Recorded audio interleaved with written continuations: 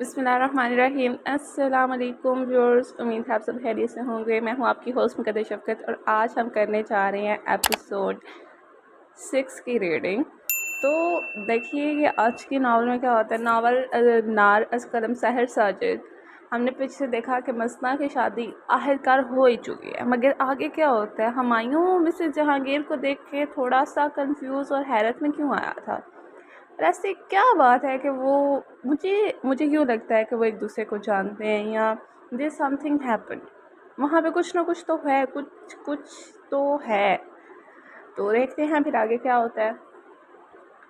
चलें शुरू करते हैं आज के एपिसोड को। वो सब अब जाने के लिए तैयार खड़े थे।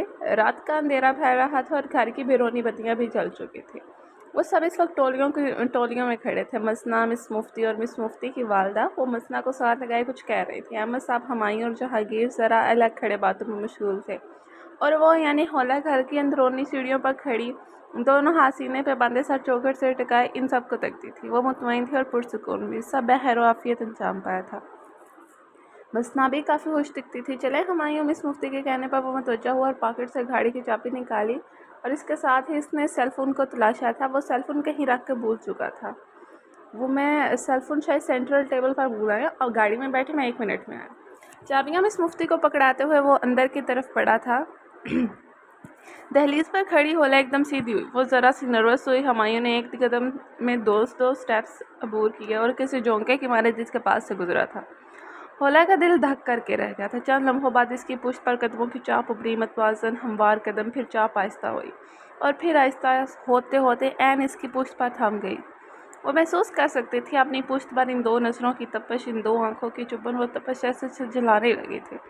वो दो आंखें जैसे हाथ दर बन कर इसके वजूद के गिर लिपटने लगी थी। तनाव जैसे जहर बन के फिजा में घुला था, और वो देख सकती थी आंखों के किनारे से वो इसकी आंखों इसके कंधे के बराबर आ रुका था। उसके जबड़े बिंचे हुए थे, माथे पर बाल थे और चेहरा किसी कर्व को मुनक्कस करता था। वो सार उठाए सामने देखता था और होला की जान रुक रुक कर निकलती थी। वक्त जैसे घड़ी के टिक टिक में बदला और ठहर ठहर कर गुजरने लगा। सेकंड भी अपना आप बता कर गुजरता था।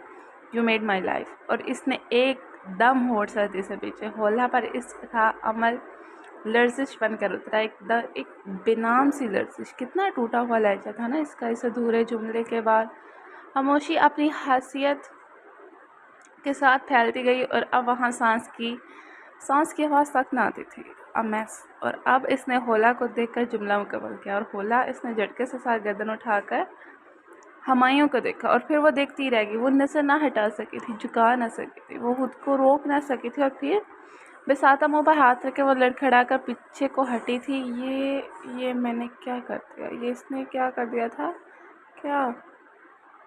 इसने साहिर आंखों में हर बार के काजल डाला, मस्कारे से पलकों को सजाया, लाइनर की मदद से आंखों पर एक स्याह खत खींचा, और इस हाथ ने आंखों की दिलकशी को और बढ़ा दिया था। होंठों पर नेचुरल लिपस्टिक का एक कोट किया, खुले बालों को संवारा और लंबी गर्दन से ज़रा ऊपर उठाकर जूड़े की शक्ल में बांध दिया। चेहरे के अतराफ में गिरी काली लीटों को सेट किया, कानों में लंबे लंबे अवेज़े पहने जो कि साफ तौर पर नजर आती इसकी कॉलर बोन्स को छूते थे। फिर साड़ी की फॉल ठीक करते हुए पल्लू उठाया, सा पल्लू हवा में लहराया और इसके शाने पर जा टिका। अब की बार इसने आईने में अपना तनकीदी जायजा लिया था। उसे अपना आप अच्छा दिखा, बल्कि अच्छा कहना जाती थी। वो खूबसूरत थी या नहीं, कतई नज़र इस बहस के वो इस वक्त दिलकश नज़र आती थी, दिल पर वार करती दिखाई देती थी। एक लम्हे के लिए ठहर कर इसने खुद को देखा, और फिर आईने में ही बेड पर बैठे अपने शोहर को देखा। तो वो अपने कफलिंग्स बंद कर रहा था, और इसे भी एक तकरीब अटेंड करनी थी, मगर इन दोनों को दो मुख्तलिफ तकरीबात अटेंड करनी थी। वो तसबस के आलम में पलटी, थोड़ी देर अपने शोहर को देखती रही, और फिर हिचकिचाकर इसका नाम पुकारा। इसके मुतवज्जा होकर देखने पर बोले, साड़ी सूट कर रही है मुझ पर। वो दरअसल ये जुमला ना कहना चाहती थी, वो पूछना चाहती थी मैं कैसी लग रही हूँ, मगर कह ना पाई। झिझकने से कहने ना दिया।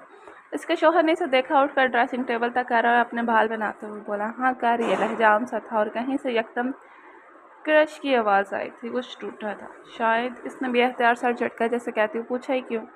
इसके शोहर को इसे एक बर्थडे पार्टी में छोड़ना था और खुद भी एक तकरीब में जाना था। वो वापसी पर इसे पिक कर लेता, और यही वजह थी कि वो वक्त से ज़रा लेट जा रही थी, और यही वजह थी कि इसने वक्त से ज़रा पहले पार्टी छोड़ भी दी थी। वो मिस तबस्सुम मुफ्ती के घर जा रही थी। جانے سے پہلے اس نے ایک نظر پھر سے خود کو آئینے میں دیکھا اور اس کی ساحر آنکھیں آج جیسے اعلان کرتی تھی، ہے کوئی جو بچ کر دکھائے۔ وہ آنکھیں نہیں، وہ جادو تھا، کلا، علم تھا، طلسم یا پھر شاید بادثرات۔ وہ اور ہمایوں مفتی جو اس سحر، اس طلسم اور ان بادثرات کا شکار ہوا تھا، اور کیا ہی بری طرح سے ہوا تھا۔ وہ تو مسز ہولا جہانگیر تھی، ساحر آنکھوں کی ملکہ۔ کچھ عرصہ کے قبل کہ جب اس نے ہولا کو پرپوز کیا تھا، اس کے بعد جواب غیر متوقع پایا تھا، اور اتنا غیر متوقع، اتنا غیر یقینی تھا کہ اس امکان کے بارے میں سیرت سے سوچا ہی نہیں جا سکتا تھا۔ مر کر بھی گمان اس کا امکان کو نہ چھپ پایا تھا، گر تک کو نہ پا سکتا۔ وہ میرڈ ہے۔ ہمایوں شاخ کا کوڑا کھائے کھڑا تھا، اور اس کے پشت کو تکتا اس نے دھوکہ کھایا اور ٹھیک کھایا۔ وہ کہاں سے لگتی تھی میرڈ؟ کسی طرح سے بھی نہیں۔ میں نے ایک شادی شدہ عورت کو اور وہ بے دم ہو کر 2 قدم پیچھے کو لٹ کھڑایا، اور دوسرا احساس شرمندگی۔ میرے خدا! اس نے منہ پر ہاتھ پھیرتے ہوئے آسمان کی طرف منہ کر کے کہا۔ گاڈ! بے اختیار سر جھٹک کر اسے احساس نے نجات پانا چاہی تھی، مگر شاخ بدترین تھا، اور یہ اتنی جلدی جانے والا نہیں تھا۔ ساری پارٹی میں پھر وہ غائب دھماکے کا شکار رہا تھا، اور یقین نہیں کر پا رہا تھا کہ اس نے کیا کیا تھا، کیا کر دیا تھا۔ ایک شادی شدہ عورت کو پرپوز کیا، ایک شادی شدہ عورت کو، اور پھر اس کے بعد اس کے جسم پہ پسینوں کی بوندوں کی صورت پھوٹتا اور لہروں کی صورت پہننے لگتا۔ ناقابل یقین تھی یہ بات۔ وہ سر چٹک کر بڑبڑاتا رہا، اور وہ بری طرح سے ڈسٹرب ہو رہا تھا۔ اگر اس نے آپے سے کچھ کہہ دیا، او میرے خدا! ایک کے بعد ایک سوچ سے اسے ندامت کے نئے مفہوم سے روشناس کروا دی تھی۔ وہ تو اس کا نام تک نہ جانتا تھا، اور یہ جرأت، میں نے یہ جرأت کی کیوں؟ دماغ خراب تھا میرا کیا یوں کسی کو سرِ راہ اس طرح سے پرپوز کیا جاتا ہے، اس طرح بات کی جاتی ہے؟ پشیمانی سی پشیمانی تھی، اور پشیمانی اب شدید پچھتاوے میں بدل گئی تھی۔ وہ خود کو کوس رہا تھا، اور اب اپنی ہی اس حرکت کو جسٹیفائیڈ نہیں کر پا رہا تھا۔ یہ حرکت جسٹیفائیڈ ہو بھی نہیں سکتی تھی، کیونکہ وہ اس وقت اس سحر کا شکار ہوا تھا۔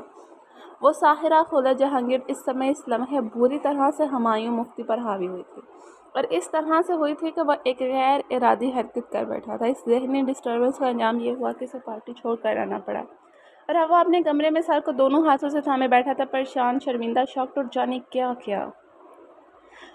اور یہ شروع میں جو سین ہوا تھا، یہ ہم نے سین پڑھا تھا کہ ہمایوں نے ایک لڑکی کو پرپوز کیا تھا۔ وہ لڑکی کون تھی؟ وہ ہولا جہانگیر تھی۔ ہولا جہانگیر مثنیٰ کی بہن، اور اب وہی ہمایوں مثنیٰ کا شوہر ہے۔ What a twist! اچھی بات ہے، برو گھما رہے ہیں ہمیں یہ لوگ۔ آف وائٹ شرٹ اور نیوی بلو ڈریس پینٹ میں ملبوس وہ آئینے کے سامنے کھڑا بال بنا رہا تھا۔ 2 بولوں کے درمیان ایک بال تھا، اور چہرہ معمول سے زیادہ سنجیدہ۔ کفس کے بٹن بند کرنے کے بعد اس نے ڈریسنگ ٹیبل پر رکھی 2 ٹائیوں میں سے ایک لائٹ بلو اسٹرپس والی ٹائی کا انتخاب کیا، اور اب وہ ٹائی باندھ رہا تھا۔ ٹائی باندھنے کے بعد اس نے دونوں ہاتھوں سے شرٹ کے بال درست کیے، اور پھر پرفیوم کی بوتل اٹھائی۔ بوتل کا نوزل کیپ پریس کرتے ہی مایا ایک فوار کی صورت اس کی گردن پر گرا، اور پورا کمرہ ایک دل فریب خوشبو سے مہک اٹھا تھا۔ اگر آئینے میں سے دیکھو تو وہ ایک جاسم نظر مگر سنجیدہ مرد نظر آتا تھا، جس کا facial hair style short stubble تھا۔ پف ہیئر اسٹائل اس نے جیسے جاذبیت کو مزید بڑھایا تھا۔ وہ اب کرسی پہ بیٹھا جوتے پہنا تھا، اور اگر ایک طرف سے اسے دیکھے تو اس کی ناک بے حد ستون دکھائی دیتی تھی۔ چہرے کے تاثرات میں جھلکنے والی سنجیدگی اب تناؤ کی صورت اختیار کر رہی تھی، یوں جیسے وہ ڈسٹرب ہو۔ جوتے پہننے کے بعد اس نے کھڑے ہو کر اپنی شرٹ اور پینٹ کو ایک دفعہ پھر سے درست کیا، اور ایک دفعہ پھر بالوں کو سیٹ کیا، اور پھر ایک جھٹکے سے کوٹ کو اٹھایا، بازو پر ڈالا، سیل فون آن کیا، اور دروازہ کھول کر ملازم کو آواز دی، اصغر حسین! اور اصغر حسین کسی جن کی طرح حاضر ہوا۔ یہ بیگ اور فائلز گاڑی میں رکھو۔ وہ گھڑی کو گلائی پر باندھتے ہوئے مصروف سے انداز میں بولا۔ اصغر نے فوراً لیپ ٹاپ بیگ اور اس کے اوپر رکھی فائلز اٹھائی تھی، اور جن کی طرح غائب ہوا تھا۔ سیل فون کے اسکرین پر اس کی انگلی کے اشارے سے جاری تھی۔ وہ ای میلز، ٹیکسٹ اور واٹس ایپ میسیجز، ٹویٹس اور مسڈ کالز دیکھتے ہوئے سیڑھیاں اترنے لگا۔ ابھی وہ مکمل سیڑھیاں بھی نہیں اترا تھا کہ سیاپی کی آواز سنائی دی۔ ہمایوں، تم ناشتہ کرو، میں بس 5 منٹ میں تیار ہو کر آئی۔ اسے دیکھ کر تبسم نے اپنی جگہ چھوڑی تھی۔ یہ روز کا معمول تھا۔ اس آواز پر وہ چونکا، متوجہ ہوا، اور چند لمحے انہیں دیکھتا رہا۔ آپی اب دوسری گاڑی سے چلی جائے، مجھے بے حد اہم کام ہے آفس میں، آج میں آپ کو ڈراپ نہیں کر سکوں گا۔ اور یہ جملہ معمول کا حصہ نہیں تھا۔ संजीदगी से कहकर इसने बाकी की सीढ़ियां अबूर की और बाहर जाने वाले रास्ते की तरफ मुड़ा। हुमायूं, नाश्ता नहीं करोगे? ये इसकी माँ थी। उसने पीछे देखे बिना हाथ के इशारे से मना किया और बाहर निकल गया। और वो पहला दिन नहीं था कि जिस दिन हुमायूं ने इन्हें ड्रॉप करने से इनकार किया था। इस दिन के बाद ये जैसे हर रोज़ का मामूल बन गया था। वो इसकी शक्ल दोबारा नहीं देखना चाहता था और नहीं चाहता था कि कोई ऐसा इत्फाक से भी इसके साथ पेश आए। इसने तबस्सुम आपी के लिए एक मुस्तकिल ड्राइवर का बंदोबस्त कर दिया था। जो हुआ वो बहुत था और वो इससे ज़्यादा का मुतहम्मल नहीं हो सकता था। हुमायूं, क्या बात है? पिछले कुछ अरसे से तुम डिस्टर्ब लगते हो। वो दोनों इस वक्त टीवी लाउंज में मौजूद थे। हुमायूं स्ट्रार ट्राउज़र और हल्के ब्राउन रंग की टी शर्ट में मलबूस, दोनों टांगे क्रॉस की शक्ल में टेबल के ऊपर रखे सोफे पर नीम दराज अखबार पढ़ रहा था। मिस मुफ्ती 9 बजे का न्यूज़ बुलेटिन देख रही थी कि जब भी उन्होंने अचानक पूछा। वो चौंका, मतवज्जा हुआ, बेहतियात गला खंकारा और कहा, कुछ नहीं, बस वर्कलोड है। उसने अखबार को एक झटका देकर सीधा किया और फिर से पढ़ने लगा। ये कैसा वर्कलोड है हुमायूं जो इतने लंबे अरसे पर मुहित है?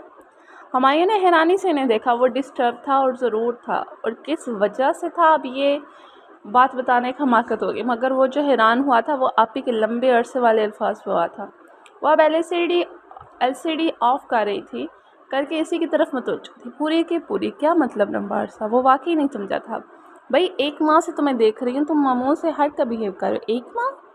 हुमायूं ने एक सदमती कैफियत में ये अल्फाज दोहराए। फिर मैकेनिकी अंदाज में अखबार पर लिखी तारीख पढ़ी और तारीख कहती थी कि हाँ, 1 माह हो चुका था। वो तो ठीक तरह से हैरान भी नहीं हो सकता था कि सामने बहन मौजूद थी। इसके पेट में जैसे घोंसा पड़ा था। इसने टेबल से पैर हटाए और बेख्तियार सीधा होकर बैठा था। इसने एक हाथ से अपनी गर्दन की पुष्ट को सहलाया, यस यूँ रिलैक्स फील हासिल करना चाहता। हुमायूं, मिस मुफ्ती का अंदाज सवालिया था। कुछ नहीं आप भी, बिलीव मी, वर्कलोड है और भला क्या होगा? वो दिक्कत से मुस्कुराया और जब मुस्कुराया तो अंदाज़ा हुआ कि ये एक भोंडी हरकत थी। मिस मुफ्ती चंद लम्हे से देखती रही। तुम कहती हो तो मान लेती हूँ, कंधे झुका कर कहते हुए वो वहाँ से उठ गई थी। वो किचन की तरफ जा रही थी कि इसके लिए गर्म दूध का एक गिलास लाने के लिए, और वो खुलकर हैरान हुई। 1 माह और वो हैरत से बड़बड़ाता था। 1 माह, मेरे खुदा, 1 माह! और वो क्या समझा? वो यही समझा कि इस पार्टी वाली रात के बाद से अभी महज चांदनी तो गुजरी है, महज चांदनी। वो यही तो समझता रहा और 1 माह गुजर गया। सितम ये था कि इसे बताए बिना 1 माह गुजर गया। इसकी हालत वक्ती थी, शर्मिंदगी थी, एक हादसा था, वक्त के साथ ठीक हो जाता। मगर इसकी बहन कहती थी इस रात को 1 माह गुजर चुका है, और वो ठीक ही कहती थी।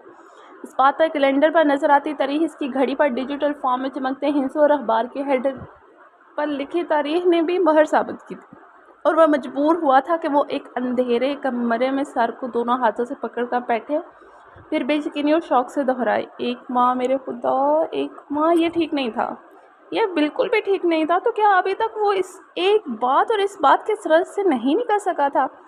तो क्या वो अभी तक वो वहीं इसी रास्ते पे, इसी हालत में और इसी कैफियत में घरा खड़ा था?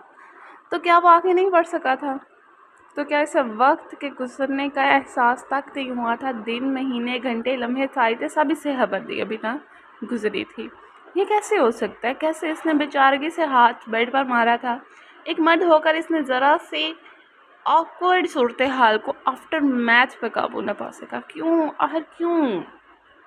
क्या हादसा इस बुरी तरह से हावी हुआ था कि इस पर कि वो मज़ाहमत नहीं कर पा रहा था, इसके असर से निकल नहीं पा रहा था। ठीक है, वो एक आम बात हरगिज़ न थी।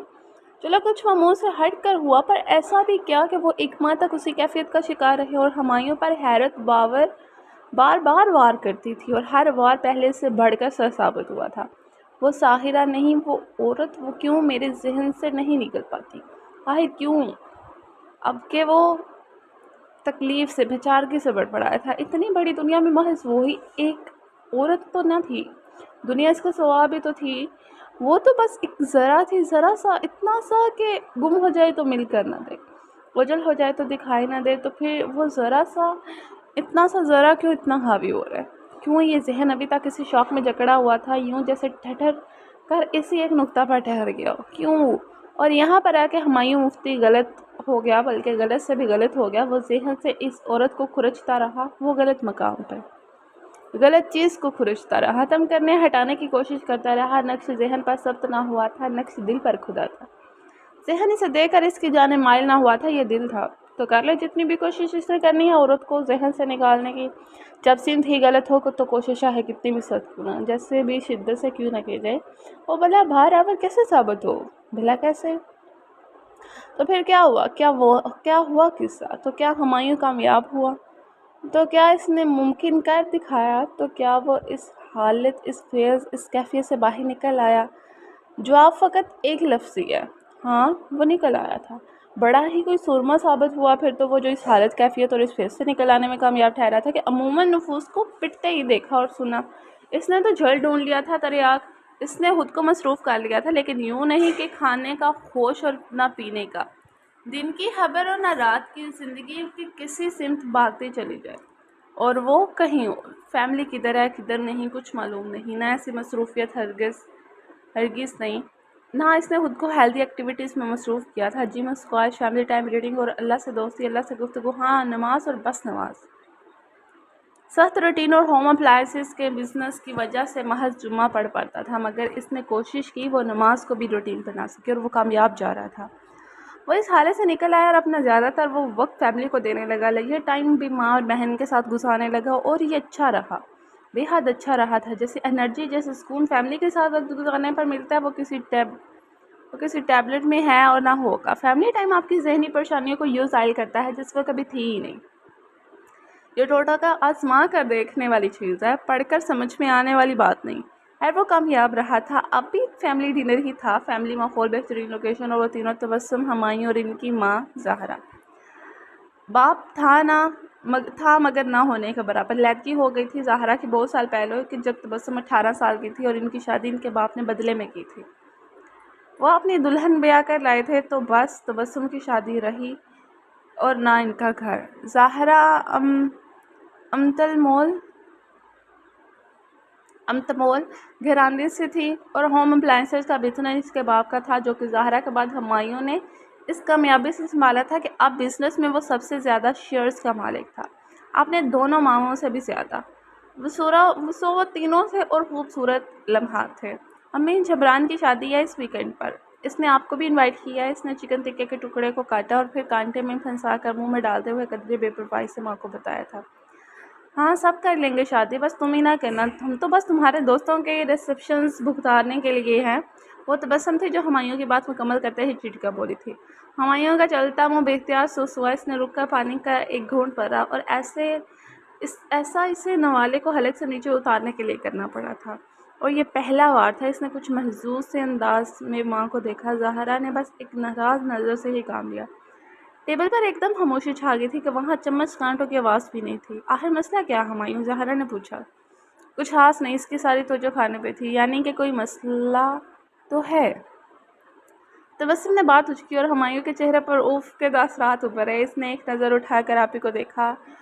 اور باہدا، جب آپ کسی کو پسند کرتے ہو اور آپ کے گھر والے آپ کی شادی کی بات کریں نا تو بندہ ایسے ہی پھنستا ہے. وہ کہ ابھی تک میں اس فیز سے گزر ہی نہیں، مگر میں نے دیکھا ہے، میں نے اس کو محسوس کیا ہے. کیونکہ یہ ہوتا ہے، آپ کسی کو پسند کرو اور آپ کے لیے وہ آپ کو لگے کہ وہ بیٹر ہے، اور یا پھر آپ کو کہیں سے دھوکہ وغیرہ بھی ملا، اس کے بعد آپ کے گھر والے پھر بھی کہیں نا کہ بچے اب آپ کی عمر ہوگی شادی کر لو، تو اسے پھر بھی وہی اپنا پاسٹ کا وہی حصہ یاد آنا ہے. تو دس از ریالٹی. دیکھتی ہے آگے کیا ہوتا ہے. کوئی پسند ہے؟ تبسم کا لہجہ شرارتی اور وہ ایک دم سن ہو کر رہ گیا. لفظ پسند پر ایک چہرہ بلا ارادہ بے ساختہ اور بے اختیار ذہن کے اسکرین پر ایک جماغت کے ساتھ روشن ہوا تھا. یوں جیسے لفظ پسند کوئی کوڈ ورڈ تھا. نہیں، کوئی نہیں. اس نے سامنے رکھی پلیٹ پر ایک ہسکائی. تو پھر بولو کس کے لیے بات کریں؟ ممتاز ماموں کی مثال کے لیے یا پھر ابھی پلیز؟ وہ بیزار ہوا. شادی کوئی چھوٹی چیز نہیں ہے. میں ایسے ہی منہ اٹھا کر نہیں کرنا چاہتا. میں زندگی کو سمجھنا چاہتا ہوں، جاننا چاہتا ہوں، خود کو میچور بنانا چاہتا ہوں تاکہ کل کو جو بھی میری لائف میں آئے میں اسے ایک مکمل اور معیاری طرز زندگی دے سکوں. اور اسی بیزاری کے ساتھ اس نے بات مکمل کی تھی. تبسم تم اسے اتنا فورس مت کیا کرو. ہمایوں ٹھیک کہہ رہے، اسے اپنی مرضی اور رضامندی سے فیصلہ کرنے دو. زندگی اور شادی دونوں ہی مذاق نہیں ہے. زہرا نے تبسم کے ہاتھ پر ہاتھ رکھ کے نرمی سے منع کیا. وہاں اب کوئی بھی کھانا نہیں کھا رہا تھا. امی میں اسے بلا وجہ فورس نہیں کرتی. خوشی پہ ہمارا بھی حق ہے یا نہیں؟ اتنے سالوں سے ایک جیسی زندگی جی رہے ہیں. ہم کس نے کہا کہ خوشی پر آپ کا حق نہیں ہے؟ ہمایوں نے بات پوچھ کی. آپ ہاں تو کریں آپ ہی. اب میں ابو جیسا فیصلہ نہیں کروں گا، مگر آپ مجھے تو فورس کرتے ہیں اور خود مان کے نہیں دیتی. اور تبسم بری طرح تل میں لائی تھی. وہ بات کو کہاں سے کہاں لے آیا تھا. مجھے شادی نہیں کرنی ہے ہمایوں، جو ایک ہو گئی تھی وہ ہی ساری عمر کے لیے کافی ہے مجھے. وہ اتنی تلخ ہو کر بولی تھی کہ وہ دونوں ہی خاموش ہو گئے تھے. کھانا کھائے. ہمایوں نے اپنا سر اٹھا کر آن کرتے ہوئے آہستگی سے کہا، اور وہاں ایک بار پھر سے چمچوں اور کانڈوں کی آوازیں کھنکنے لگی تھی، مگر ان آوازوں میں اب رغبت سنائی نہ دیتی تھی. ایک بے دلی سی تھی جو کہ صاف محسوس کی جاتی تھی.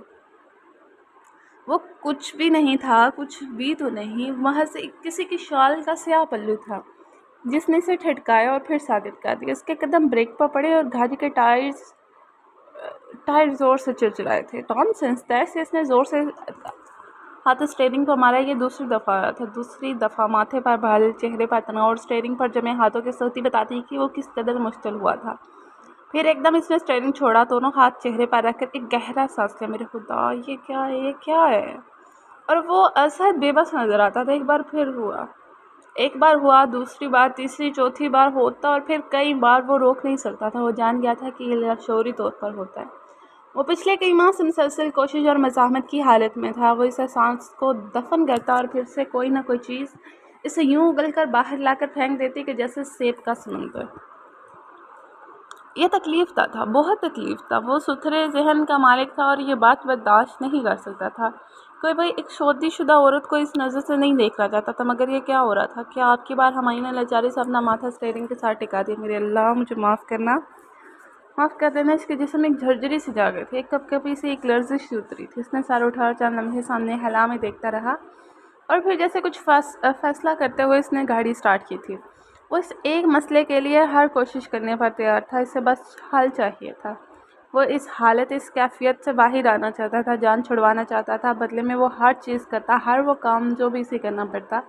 وہ تیار تھا. ہاں، وہ تیار تھا. وہ اب سائیکالوجسٹ کے پاس جا رہا تھا. یہ حالت اب کرونک بنتی جا رہی تھی اور اس کے نزدیک یہ صرف دماغ کا خلل تھا اور کچھ بھی نہیں.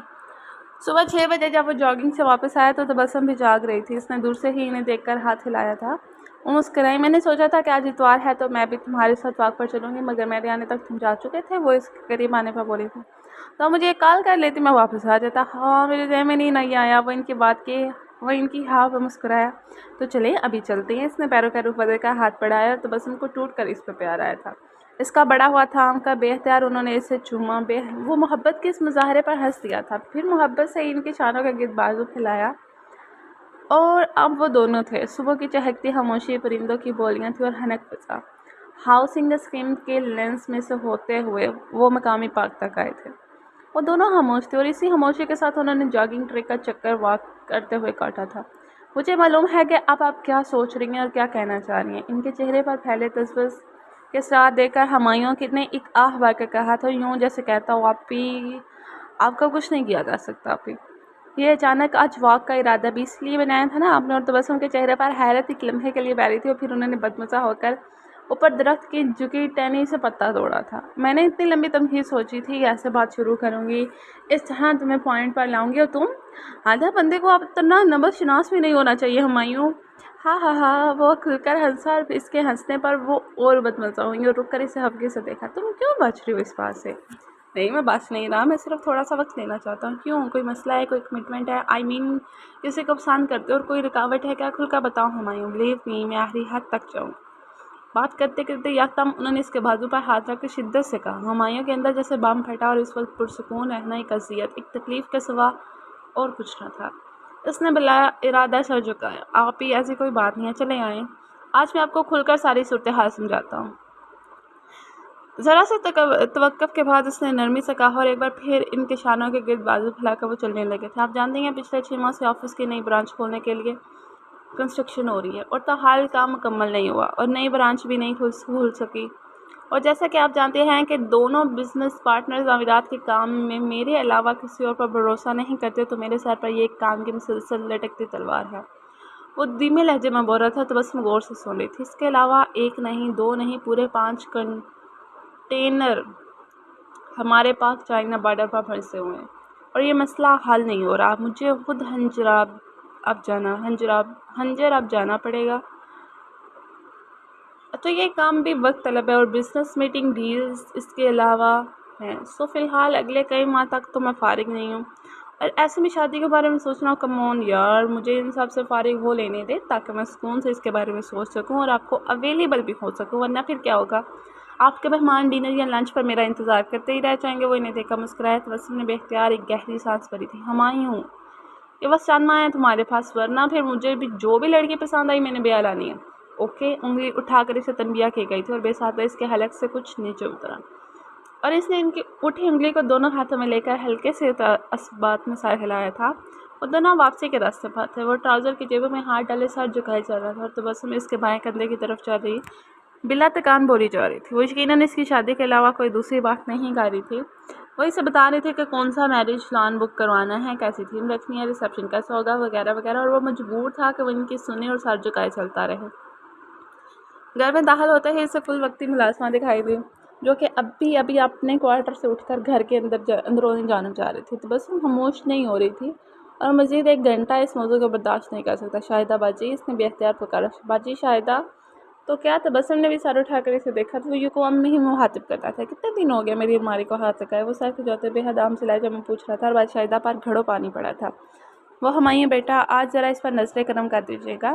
ان کے کچھ بولنے سے پہلے وہ آرام سے کہتا ہوا اپنے کمرے کی جانب بڑھ گیا. وہ نہیں جانتا تھا کہ ایسا کہہ کر اس نے مصیبت کو دعوت دی تھی کہ وہ آئے اور اس کے گلے پڑ جائے اور مزید اس کے لیے فس پیدا کرے. باجی، ہمایوں صاحب کی الماری سے یہ فائل ملی ہے، اسے کہاں رکھنا ہے؟ شاہدہ نے ایک فائل لا کر تبسم کو دی. ہمایوں کے کمرے سے کوئی کاغذ یا پھر کوئی کاغذ کا ٹکڑا ہی کیوں نہ ملے، وہ سنبھال کر رکھنا ہوتا تھا. اسی واسطے شاہدہ نے وہ فائل تبسم کو لا کر دی تھی. لاؤ میں خود سنبھال دیتی ہوں. تبسم نے اس کے ہاتھ سے فائل لی اور فائل لیتے لاشعوری سی بلا ارادہ نظر فائل پر پڑی تھی، اور ساتوں کے ساتوں آسمان اپنے قہر سمیت ان کے سر پر ٹوٹ پڑے تھے. وہ پھٹی بڑی آنکھوں سے اس فائل کو دیکھ رہی تھی، یوں جیسے یہ دنیا کی آخری وہ بات بھی نہ تھی کہ جس کے وقوع پذیر ہونے کا امکان بھی کبھی ہوتا. ہاں، کبھی بھی نہ ہوتا. فائل ان کے ہاتھ سے چھوٹ کر نیچے جا گری تھی. ہمایوں اور ان کے لب بے آواز ہلے تھے. اس کے سامنے ایک بڑا سا نقشہ کھلا ہوا تھا اور ساتھ میں کئی دوسرے صفحات بھی رول کیے ہوئے تھے.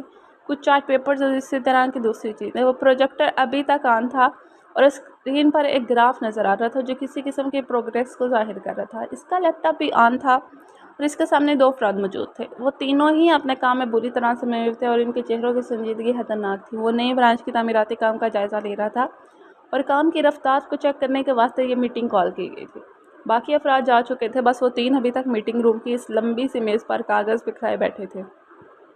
وہ تینوں نہیں جانتے تھے کہ میٹنگ روم کے کھلے دروازے میں سے کوئی اندر داخل ہوا تھا، اور چند لمحوں بعد ہمایوں اپنے کندھے پر شفقت بھرے ہاتھوں کا دباؤ محسوس کیا. اس نے ترنت مڑ کر دیکھا. ماموں. اس کے چہرے پر بے اختیار مسکراہٹ آ گئی اور سنجیدگی جیسے اچک لے گئی تھی. چلو بھائی بھاگو یہاں سے، بہت کر لیا کام. اٹھو اٹھو شاباش. وہ ولی ماموں تھے، ہمایوں کے چھوٹے ماموں. انہوں نے چٹکی بجا کر کہتے ہوئے ان 2 افراد کو اٹھنے کا کہا تھا. وہ دونوں پیپرز کو سنبھالتے اور رول کرتے ہوئے اٹھ کے ہمایوں مسکرا کر انہیں دیکھتا رہا. وہ یقیناً اس سے کوئی اہم بات کرنے آئے تھے. وہ ان کے اس انداز سے واقف تھا. خیریت؟ بال پوائنٹ کو 2 انگلیوں کے درمیان گھماتے اس نے آئی برو جھکا کر پوچھا. وہ اب کرسی پر آرام دہ انداز میں بیٹھا ہوا تھا. تمہاری شکل حافظے سے محو ہوتی جا رہی ہے. اس سے پہلے کہ مکمل محو ہو جاتی میں نے سوچا ذرا دیدار ہی کر لیا جائے. وہ کرسی پر بیٹھتے ہوئے بولے. ہمایوں نے بے اختیار سر کھجایا. وہ ایسی عزت افزائی کا عادی تھا. وہ یقیناً ایک طنز بھرا شکوہ تھا. کام کی صورتحال دیکھ رہے ہیں نا آپ، پھر بھی بےعزتی کر کے اپنے بڑے ہونے کا رعب جمانا چاہتے ہیں تو؟ اس نے کندھے جھکا کر لاچاری کا اظہار کیا. ولی چند لمحے اس کی صورت کو دیکھتے رہے، پھر ایک گہرا سانس لیا تھا. تمہاری بہن آئی تھی میرے پاس.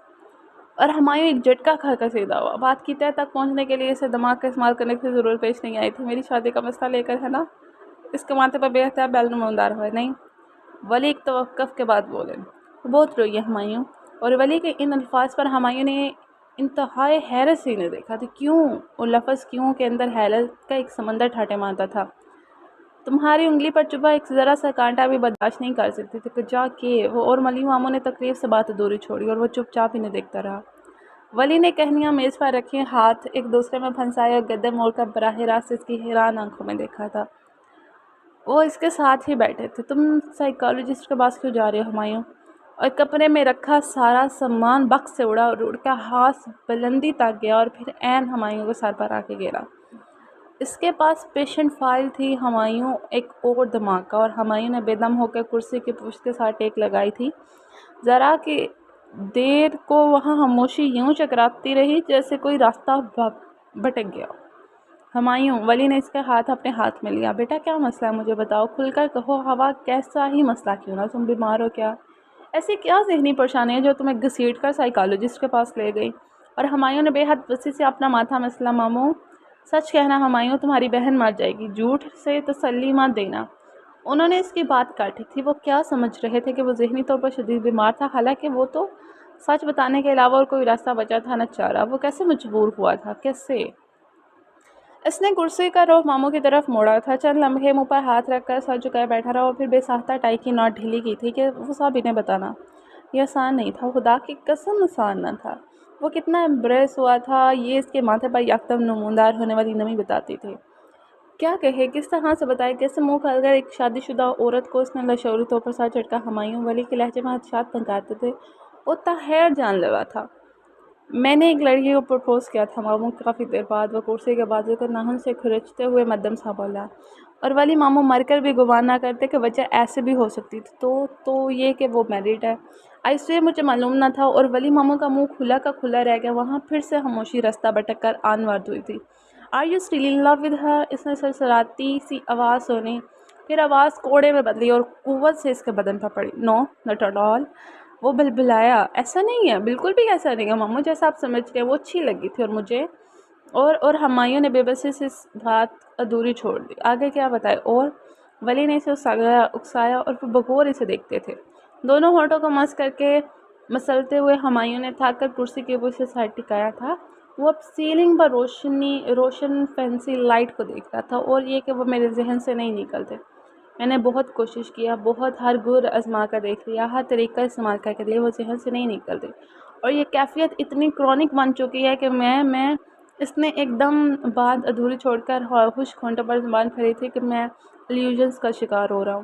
It is not healthy, not healthy, اس نے سر جھٹکا۔ پھر میں نے سوچا کہ سائیکالوجسٹ میں دکھا سکتا ہے، میں نے بس جاننا چاہ رہا تھا کہ یہ کیا ہو رہا ہے میرے ساتھ۔ وہ چند لمحے اسی حالت میں فینسی لائٹ کو دیکھتا رہا، یوں جیسے بھول چکا ہو کہ وہ کہاں ہے۔ Did it work?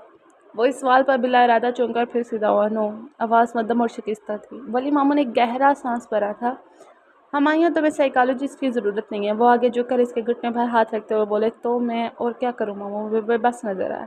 تم نے کہا وہ تمہارے ذہن سے نہیں نکلتی ہمایوں، تم نے اسے دل سے نکالا کیا؟ اور اس نے یوں ماموں کو دیکھا جیسے کسی قوت سے پیٹ میں گھونسا دے مارا ہو۔ وہ تمہارے ذہن میں نہیں ہے ہمایوں، میں ہے ہی نہیں ہمایوں، وہ دل میں ہے۔ ماموں پلیز، لہجہ تیز اور چہرہ سر۔ سارا مسئلہ ہی تو یہ ہے کہ تم چیز کو ایکسیپٹ نہیں کر پا رہے، تم اسے گناہ سمجھ رہے ہو۔ یہ گناہ تب ہوتا ہمایوں جب تم حد پار کرتے۔ کسی کا اچھا لگنا، کسی سے محبت ہو جانا، یہ اختیار میں کب ہوتا ہے؟ Late it flu Humayun, late it flu, اسے بہنے دو، ان کے ساتھ دوڑنے دو۔ اس جذبے کے ساتھ زندہ رہنا سیکھو اور اسے اپنے اندر دفن کرنا بھی سیکھو۔ اس جذبے کو اتنی اجازت نہ دو کہ وہ تمہیں ہینڈل کرے، تم اسے ہینڈل کرنا سیکھو ہمایوں۔ محبت کو اتنا ہی پاک رکھنا سیکھو جتنی کہ پاک چیز یہ آسمانوں سے بنا کر اتاری گئی ہے۔ بیاس مت ہو، ان بیس رہنا۔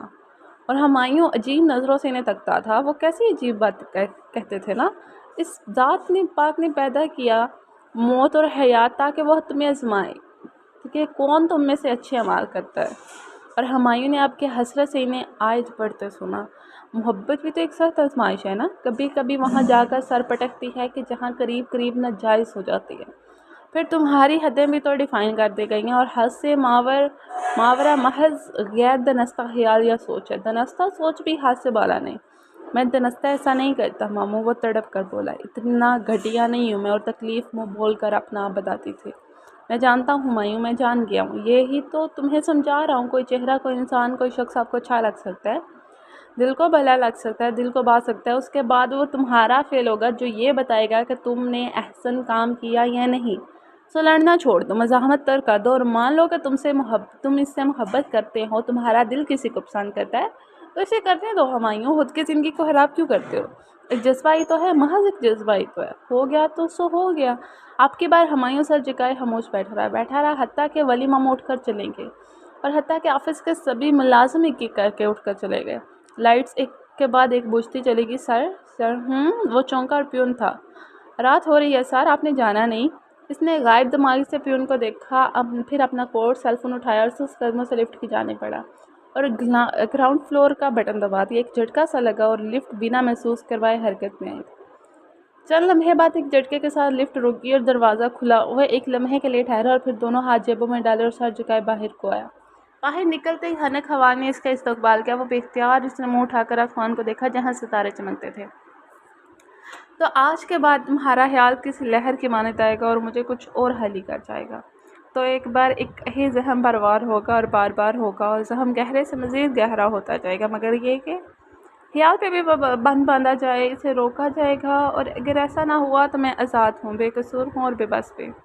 خدا میری آزمائش آسان کرے اور مجھے معاف کرے۔ اس نے حنک ہوا کے دھاگے سے پیغام باندھا اور اوپر آسمانوں پر پہنچا دیا کہ وہ سینوں میں چھپی باتوں کو بھی جانتا ہے، اس سے کچھ پوشیدہ نہیں، کچھ بھی نہیں، اور کسی کا ذرا برابر بھی عمل اسے لٹایا جائے گا، یقیناً لٹایا جائے گا۔ بس آزمائش یہ ہے کہ عمل کیسا، احسن یا پھر بدتر۔ وہ جب گھر آیا تو یہ دیکھ کر اسے ذرا بھی حیرت نہ ہوئی کہ تبسم لاؤنج میں اس کی منتظر تھی۔ وہ معمول سے لیٹ تھا، پھر بھی انہیں دیکھ کر اس نے بے اختیار ایک گہرا سانس بھرا۔ وہ ابھی اس وقت ان کا سامنا نہیں کرنا چاہتا تھا، مگر وہ سر جھکائے ان تک آیا۔ تبسم سیدھا ہو کر دیکھ رہی تھی، وہ آنسو ٹوٹ ٹوٹ کر ان کی آنکھوں سے بے خبر سے گرتے تھے۔ وہ تبسم کے ساتھ جا بیٹھا اور بازو پھیلا کر ان کو اپنے ساتھ لگایا اور بس جیسے اسی کی دیر تھی۔ تبسم ہچکیوں سے رونے لگی، اس کے سینے میں منہ چھپائے بچوں کی طرح بلک بلک کر رو پڑی تھی۔ وہ خاموش ان کا سر سہلاتا رہا۔ اس نے چاہا کہ اندر کا غبار بہہ جائے، نکل جائے اور وہ پرسکون ہو جائے۔ وہ روتی رہیں اور ان کا سر سہلاتا رہا، نرمی سے، پیار سے اور تسلی کے سے انداز میں۔ کوئی دیر گزری تو اس نے انہیں خود سے ہلا کیا۔ آہستگی سے وہ اس سے نظریں نہ ملا رہی تھی، جیسے خوف زدہ ہوں۔ کوئی بری خبر، کوئی بری بات نہیں، انہیں نہیں سننی تھی آپ کی؟ اس نے پیار سے پکارا۔ انہوں نے دیکھنے سے گریز کیا۔ میں ٹھیک ہوں۔ ان کا ہاتھ اپنے ہاتھ میں لے کر اس سے مضبوط لہجے میں کہا۔ ٹھیک ہو تو وہ فائل؟ آواز بھیگی سی تھی اور لہجہ بھرایا ہوا۔ ہاں، اس فائل کی حقیقت بھی مسلم ہے۔ ہمایوں، انہوں نے خوفزدہ ہو کر بازو سے اس کی شرٹ کو مٹھی میں بینچا اور اب کہ وہ دہشت زدہ ہو کر اسے دیکھتی تھی۔ ہمایوں، اسے ایک دن ہی میں دو بار آگ کے دریا میں کودنا پڑا تھا۔ میں کسی کو پسند کرتا، اور اس کے بعد وہ ایک دم الجھا تھا کہ تھا بتاؤں یا ہوں کیا؟ تبسم کا خوف بگ سے اڑا اور اس کا لاؤڈ کیا حیرت کا پتہ بتلاتا تھا۔ تم اس وجہ سے میری پوری بات تو سنیں آپ بھی۔ اس نے برہم سے انداز میں بات کاٹی۔ وہ انہیں بھی داستان سنانے لگا، مگر جان بوجھ کر اس نے شادی شدہ والا پارٹ کٹ کر دیا تھا۔ وہ بہن کے سامنے شرمندہ نہ ہونا چاہتا تھا۔ وہ تو مر کر بھی ان کے سامنے اس کا نام نہ لیتا۔ ہمایوں، مجھے بتاؤ تو صحیح وہ کون ہے، میں آخری حد تک جاؤں گی، ہر طریقہ آزماؤں گی، کچھ بتاؤ تو صحیح۔ تبسم روحانسی ہو رہی تھی۔ ہمایوں نے اس کے ہاتھ اپنے ہاتھوں میں لیا اور ہلکا سا مسکرایا۔ یہ نہیں ہو سکتا، آپ یہ ناممکن ہے، اور اس ناممکن کو ممکن بنانے کا کوئی طریقہ، کوئی ذریعہ، کوئی راستہ نہیں ہے۔ آپ مجھ سے مت پوچھیں کہ وہ کون ہے، یوں سمجھیے کہ جیسے کوئی نہیں ہے، کوئی بھی تو نہیں۔ اور تبسم کو اب صحیح معنوں میں شوق پہنچا، ان کا اکلوتا لاڈلا شہزادوں جیسا بھائی، اور یوں حالی دل حالی دامن۔ آنسو ایک بار پھر آنکھوں کی سطح کو بھرنے لگے تھے۔ تو کیا تم شادی نہیں کرو گے ہمایوں؟ بھرائی آواز میں انہوں نے بچوں کے سے لہجے میں ایک بچگانہ سوال ہی پوچھا تھا، اور وہ ہنس دیا کھل کر بے اختیار، اور پھر اس نے ملزوز نظروں سے تبسم کو دیکھا۔ دل تو خراب ہو ہی گیا، خود کی زندگی کیوں خراب کروں آپی؟ میں اتنا اہل ہوں نہ کہ میں کسی لڑکی کو، کسی ناسودہ عورت کو ایک اچھی معیاری زندگی دے سکوں۔ دل کا کیا ہے، یہ تو بندہ ہی ٹوٹنے کے واسطے خالی ہے، تو خالی صحیح، کسی اور کا دامن کیوں نہ بھر دیا جائے۔ زندگی میں وہ سب نہیں ملتا جس کی چاہ کی جائے، مگر لیکن تھوڑا سا وقت، ذرا سی مہلت، اتنا تو حق بنتا ہی ہے نا۔ وہ ان کے ہاتھ پر ہاتھ رکھ کر کہہ رہا تھا، اور تبسم وہ اتنی حیرت سے دیکھتی تھی کہ یوں جیسے پہلی بار دیکھا ہو، یوں جیسے پہلی بار واقفیت حاصل ہوئی۔ اتنا خوبصورت انسان، اس کی زندگی اس کے کام نہ آئی تو کیا؟ اس نے زندگی کو محض ایک جذبے کے ہاتھوں ضائع ہونے نہیں دیا۔ محبت ایک حقیقت، ایک سچا، خالص اور مضبوط جذبہ، مگر زندگی اس سے زیادہ بڑی اور طاقتور حقیقت ہے۔ یہ بارشیں بھی تم سے ہیں، جو برس گئی تو بہار ہیں، جو ٹھہر گئی تو قرار ہیں، کبھی آ گئی یوں ہی بے سبب، کبھی چھا گئی یوں ہی روز و شب، کبھی شور ہیں، کبھی چپ سی ہیں، یہ بارشیں بھی تم سی ہیں۔ کسی یاد میں، کسی رات کو، ایک دبی ہوئی سی راکھ کو بھی کبھی یوں ہوا کہ بجھا دیا، کبھی خود سے خود کو جھلا دیا، کبھی بوند بوند میں گم سہی ہیں۔ یہ بارشیں بھی تم سی ہیں، یہ بارشیں بھی تم سی ہیں۔ اور بس پرستی بارش کا شور دل فریب تھا، لگاتار مسلسل شور کرتی بارش۔ وہ کھڑکی میں کھڑا ایک ہاتھ پھیلا کر بارش کی یہ بستہ نمی کو اپنی ہتھیلی پر محسوس کرتا تھا۔ جینس کے پانچے ٹہنوں سے اوپر تک فولڈ کر رکھے تھے، شرٹ کے بازو پہ چڑھا رکھے تھے، بالوں پر نمی ابھی بھی تازہ تھی۔ وہ نماز پڑھ رہا تھا۔ نماز ختم کر کے وہ کھڑکی تک آیا اور اب برستی بارش تھی اور اس بارش کے قطروں تلے اس کی ہتھیلی۔ اس نے نظریں اٹھا کر سامنے دیکھا۔ بارش کے قطرے ایک رفتار سے ایک دوسرے کے پیچھے ایک عمودی خط میں برستے تھے اور وہ دیکھتا رہا۔ دفتر عمودی خطوط کا زاورہ بگڑا، یہ خط ٹیڑھے میڑھے سے ہو گئے اور یوں ٹیڑھے میڑھے ہو کر وہ ایک نقش میں بدل لگے۔ بوندوں نے بھی کیا چال چلی! اس نے حیرت سے اس نئے نقش کو دیکھا۔ وہ یکدم ہتھیلی کھینچ لی۔ وہ ابھی تک بے یقین نظروں سے اس واضح نظر آتے نقش کو دیکھ رہا تھا اور پھر اس نے غصے سے کھڑکی بند کی۔ پٹ زور سے بند ہوا۔ تیش اس نے ہاتھ کا مکہ دیوار پر دے مارا اور پھر تھاما تھا، دیوار سے ٹکائے بے یقین کھڑا تھا۔ اس کا ہاتھ اب دیوار پر ہلکی ہلکی ضربیں لگا رہا تھا، یوں جیسے وہ خود پر قابو پا رہا ہو۔ اس کے الوژنز یہ ختم نہیں ہوتے تھے۔ البتہ اب یہ تواتر کے ساتھ نہ ہوتا، بس کبھی کبھار، اچانک، دفتن بساطہ بے اختیار، یکدم۔ اور آج ایسا نہ ہوتا تو کمال ہوتا۔ بڑے ہی عرصے بعد وہ تبسم کو پک کرنے ان کے اسکول گیا تھا اور اس کو دیکھ لیا تھا۔ وہ اسکول کے گیٹ کے پاس کھڑی تبسم سے باتیں کر رہی تھی۔ تبسم آپی کو دیکھ کر اس نے گاڑی بڑھا کر گیٹ کے بالکل سامنے روکی اور بس وہ ایک نظر ہی زہر قاتل بن گئی تھی، ایک لاشعوری نظر ہی۔ سوال غیر متوقع تھا۔ کتنی ہی دیر وہ بے جان بے دم بنا روح کے جسم لیے بیٹھی رہی۔ اس کے ہاتھ ابھی تک کام دیتے تھے اور بدن کی لرزش جان لیوا تھی۔ یہ کیا ہوا تھا؟ کیا ایسے تو کبھی سوچا ہی نہ تھا۔ ذہن کے نہاہانوں کو کھنگالو تو تب بھی ایسی کوئی سوچ، کوئی خیال، کوئی گمان برآمد نہ ہوتا تھا۔ تو یہ کیا ہوا تھا؟ ایسے کوئی کر سکتا ہے کیسے؟ یوں سرے راہ روک کر اس کو سیدھا سیدھا کھڑے کھڑے پرپوز، اور اس نے یکدم منہ پر ہاتھ رکھا تھا اور اپنی ہاں کو دبا دیا تھا۔ میرے خدا، لفظ گونگے تھے اور حلق سے پھنس پھنس کر نیچے اترتے تھے۔ بدن میں ایک جھرجھری نے تازہ انگڑائی لی تھی اور وہ حواس پاتا تھی، وہ ابھی تک تھی وہاں۔ گیٹ کے باہر اس کا منتظر شوہر ضرور اس کا چہرہ پڑھتا تھا اور پڑھ کر سوال کرتا، چلو بات کی تہ تک نہ پہنچتا مگر سوال ضرور اٹھاتا۔ مگر اندھیرے نے پردہ رکھ لیا کہ پردہ ڈھال دیا، وہ طے نہ کر پائی تھی۔ ہمایوں کا رد عمل کہتا تھا کہ وہ واقعی اس کے پائلٹ ہونے سے انجان تھا، ورنہ اسے کیا پڑی تھی وہ اپنی بہن کے اسکول کے کسی پرائمری ٹیچر کو یوں پرپوز کرے، اور یہی ایک بات چبھتی ہوئی تھی، مانو کاٹتی تھی، تیز دھار آرے کی مانی، سرتا پیر۔ ہاں، اسے کیا پڑی تھی کہ وہ ہمایوں کسی پرائمری اسکول ٹیچر کو پرپوز کرتے، عام سی معمولی ٹیچر کو؟ تو کیا وہ واقعے میں؟ اور وہ ایک بار پھر سے بہرام ہو، معلوم نہیں کہ وہ ایک لمحے کے لیے وہ حالی ہوئی تھی اس سوال پہ، اور یہ حالی پن ایک دھماکے کے ساتھ اس کے اندر پھیلا تھا اور آنکھوں سے عیاں ہو گیا۔ اسے محسوس ہوا کہ ہمایوں کی نظریں ابھی تک اسی پر گڑی ہیں، بے یقین شاکڈ نظر۔ اسے محسوس ہوا ایک لمحے کو، ایک شاید کو وہ ان نظروں کے حصار سے اب تک نہ نکل پائے گی۔ ان آنکھوں نے گویا اس کے گرد ایک دیوار چننی شروع کر دی، جیسے حصار باندھنا شروع کر دیا تھا۔ نہیں، وہ گھبرا کر اٹھی، اس کا دم گھٹ رہا تھا، وہ سانس جسم کو چھوڑ رہا تھا۔ اس نے آتے ہی لباس بدلا اور خود کو اس روپ میں دیکھنا نہ چاہتی تھی۔ وہ تو یقین بھی نہ کرنا چاہتی تھی کہ وہ کسی کی آنکھ کی توجہ کا باعث بنی۔ رات سخت تھی، تکلیف دہ تھی اور ان دو آنکھوں کا تاثر جان کھینچتا تھا۔ اتنی حوث زدہ تھی کہ دم گھٹتی تھی۔ کئی بار اس نے جھٹک کر، لاپرواہ ہو کر جانا چاہا، مگر سب سے زیادہ چیز ان آنکھوں میں امڑ کر بولتی سچائی تھی۔ اور مصیبت یہ کہ نیند بھی نہ جانے کدھر کی شاید کو نکلی تھی، کم بخت آنکھوں سے بھاگتی تھی، آ کر نہ دیتی تھی۔ آنسو یک بار کی اس کی آنکھوں میں امڑ آئے اور پھر کناروں سے پھسل کر بہنے لگے۔ وہ روتی تھی، نہ جانے کب تک، کتنی دیر تک۔ اور اگر میں ایک بامانی سے بات کروں تو آپ اچھی لگتی ہے مجھے، میں پرپوز کرنا چاہتا ہوں۔ جملے ہوا میں تیرتے تھے آگے پیچھے، یوں جیسے ہوا انہیں اٹھائے ہوئے پھر رہی ہو۔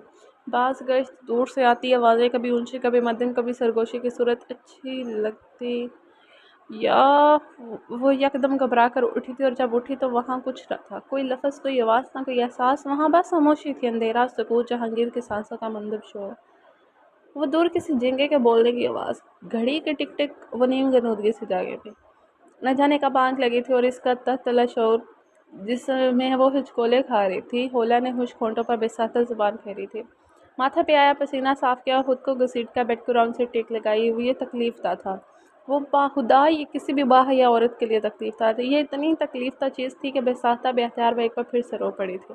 मुँह पर हाथ रखे वो घुट घुट कर मर जाती। ये बर्दाश्त से ज़्यादा था, सख्त था, शदीद था। रोते रोते अचानक वो चुप हुई और फिर हैरान, मुझे पहले क्यों ना ख्याल है। वो बड़बड़ाई, आधे जिस्म पर ली चादर इसमें उतार पाएंगे। वो बेड से उतरी, चप्पल लड़ती और बाथरूम की तरफ पड़ी।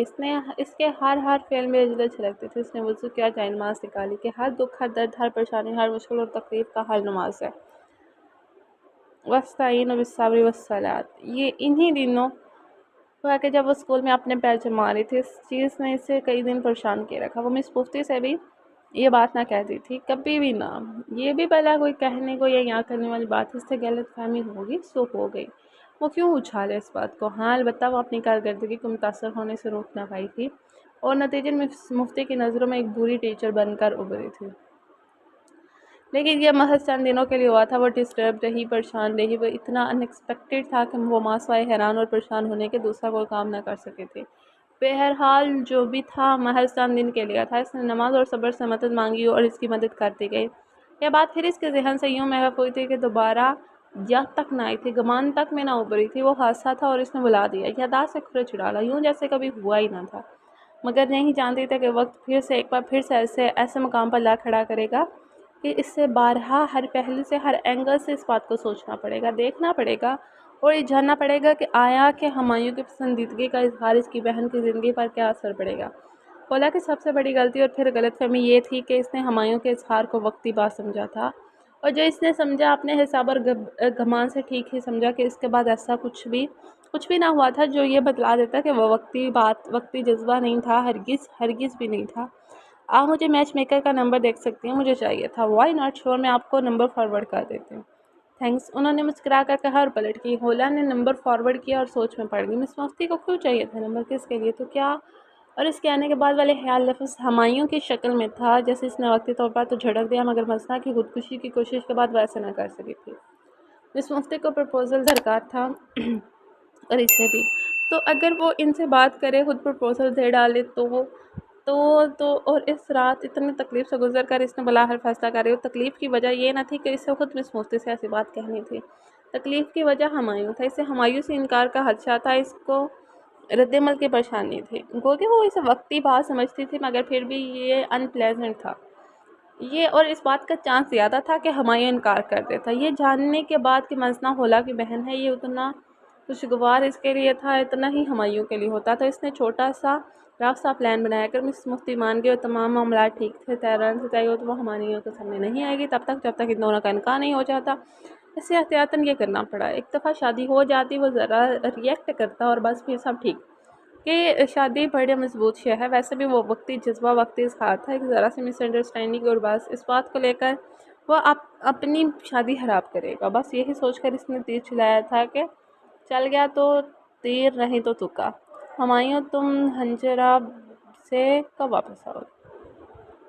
कुछ दिन तक आ जाएंगे। अभी कुछ नहीं कह सकता। वो इसे फ़ोन करने पर मजबूर हुई थी क्योंकि होला ने अपनी बहन के प्रपोज़ल के लिए कहा था। हुमायूं एक लड़की है, ज़रा सी ज़हनी तौर पर डिस्टर्ब्ड है, पर अच्छी है। और हुमायूं जी भर के बाजार हुआ। एक तो ये अभी भी ना वो सुनने पर मजबूर था। इसकी शादी टूट गई थी शादी से कुछ दिन पहले। मिस मुफ्ती से बता रही थी, तुम कहो तो मैं जाऊँ इनके घर। मिसेस जहांगीर की बहन है। और ये बात सुनते हुए हुमायूं मर कर भी ये गुमाना करता कि मिसेस जहांगीर होला थी। मिस मुफ्ती के गवान के मुताबिक वो मिसेस जहांगीर को जानता था।